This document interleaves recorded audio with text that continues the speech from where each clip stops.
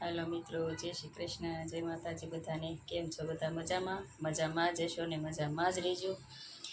ને આજે છે ને આપણે રજા હતી રવિવારની, તો મેં કીધું લાવો એક નાનો એવો બ્લોગ બનાવી નાખીએ. હમણાંથી થોડુંક વધારે ધ્યાન દેવું, કેમ કે બ્લોગ બનાવવામાં ટાઈમ થોડોક ઘટે છે ને, એટલે જો મેળ આવી જાય તો સારું. ને આજે છે ને રવિવાર રજા હતી એટલે સવારના એક ધારા બધું વધારાનું નાના મોટું કામ કરતા હાન પડી ગઈ. હવે નવરા થયા. મેં કીધું હવે થોડાક ચોખા સાફ કરી નાખીએ. ખીચડી ભેળવવાની, આમાં લોકોને ખીચડી રોજ જોઈએ. એકાત્રે ખીચડી હોય, એકાત્રે દાળ ભાત હોય. ખીચડી વગર તો અમારા ઘરને કોઈને હાલતું જ નથી. એટલે રવિવાર રજા હોય ને ત્યારે હું બનાવી નાખું. ઝાઝા ભાગે મારે એમ મેળ આવે. એકારે બધું મિક્સ કરી દઉં, ચોખા અને દાળને સાફ કરી, પછી વાંધો નહીં, ખાલી ધોઈને મૂકવાની જ રહે. એટલે મેં કીધું હાલો આપણે આજે ચોખા સાફ કરીને ખીચડી ભેળવી નાખીએ.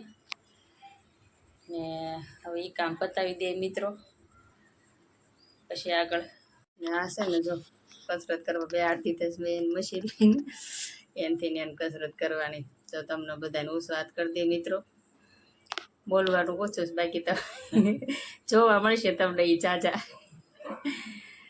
કસરત કરશે બેઠા બેઠા. ને હું હવે ચોખાનું કામ બેઠી બેઠી સામે પતાવી દઉં. વાતો કરાવું એટલે એને થોડુંક બોલવાનું થાય ને આમ એની જીભ થોડીક ઉપડે, જીભની કસરત થાય. એટલે તમે આમાં બેહો ને હું છે ને ચોખા સાફ કરું કીધું. જો મિત્રો, હવે આપણે આ ચોખા સાફ કરવા મળ્યા. આ ચોખામાં છે ને આવું બધું આવે છે. આવું કોઈક કે પ્લાસ્ટિકનું છે, કોઈક કે દવા છે.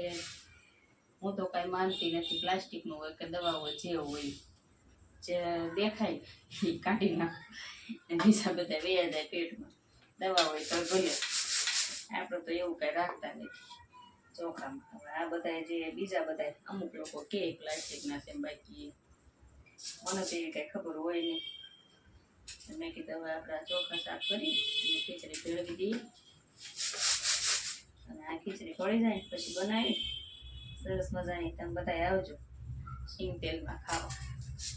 ખીચડીમાં છે ને સિંગ તેલ નાખીને ડુંગળી નાખીને ખાવાની મજા જ ઓરાવે.